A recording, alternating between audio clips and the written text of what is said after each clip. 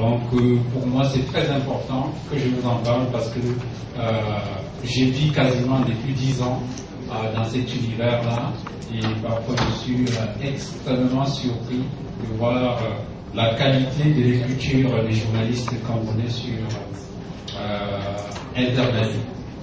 Donc pour moi il y a beaucoup d'efforts à faire mais il y a aussi des avancées. Donc pour commencer, je dois vous dire que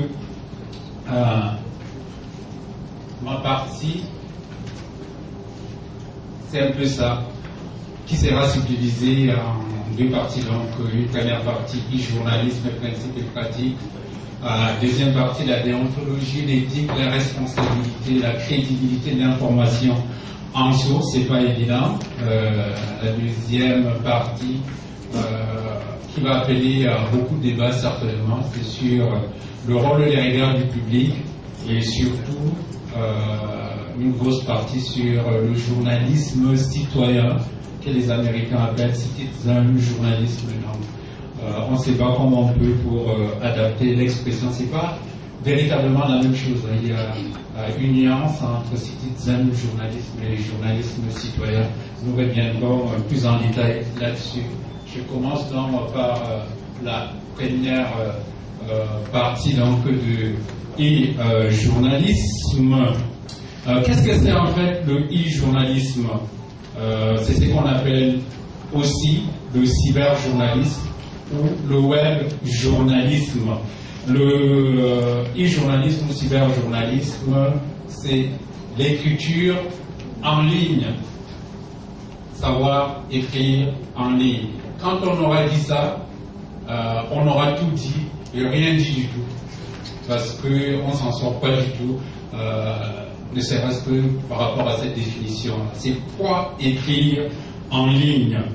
De manière plus académique, écrire en ligne, c'est d'abord trouver des bonnes réponses à une question très simple. Qu'est-ce que c'est lire en ligne? D'où la question sur la lisibilité. Le problème est la signification de la lisibilité d'un texte, que ce soit en ligne ou sur un autre support. C'est ça que ça repose comme question. Donc, écrire en ligne veut dire tout simplement quels sont les moyens que vous mettez en œuvre pour que les internautes lisent en ligne. Donc, je vous ai parlé tout à l'heure de lisibilité. Pour moi, je définis souvent lisibilité comme l'aptitude au LCM. Donc, en linguistique, on dit que la lisibilité, c'est avant tout l'aptitude d'un texte à être lu facilement, compris aisément et mémorisé concrètement. Donc, assez facile à retenir. C'est pour ça que je parle de LCM, lu facilement, mémorisé et puis compris.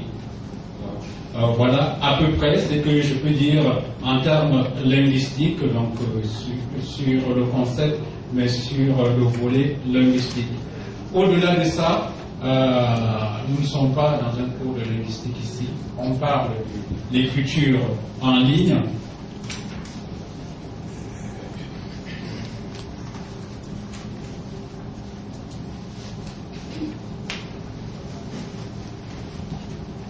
Donc, je dois vous définir exactement qu'est-ce que c'est lire en ligne. Donc, lire en ligne ou écrire en ligne, c'est être lisible et surtout être concis.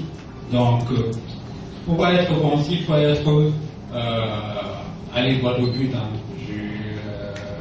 On reviendra sur ce concept que j'aime beaucoup. Donc, un texte lisible sur le web et avant tout un texte simple. Un texte simple pour nous renvoie à des mots simples. Sur Internet, évitez d'employer des mots assez compliqués. Donc si vous employez des gros mots sur Internet, l'internaute, une fois qu'il trouve un gros mot, il est obligé d'aller chercher sur un dictionnaire, soyez-en sûrs, il n'a pas le temps. Donc il passe rapidement à autre chose. Et comment écrire simple sur Internet, on reviendra tout à l'heure sur la faculté d'écrire simple. Mais ça, c'est vraiment les principes de base de l'écriture, que ce soit en radio, en télévision ou en presse écrite. Donc, je l'avais dit tout à l'heure, Un texte lisible et avant qu'un texte simple et concis. Un texte simple, non, c'est un texte qui est facilement compréhensible par la majorité des gens. Un texte concis, c'est obtenir le même résultat informatif avec les mêmes mots. On va dire pas sur les mêmes mots, c'est-à-dire qu'on va éliminer, élaguer au fur et à mesure les pléonasmes, certains mots. Donc on va élaguer ce qu'on appelle les bruits. En linguistique aussi, les bruits, c'est tous les mots qui ne sont pas importants.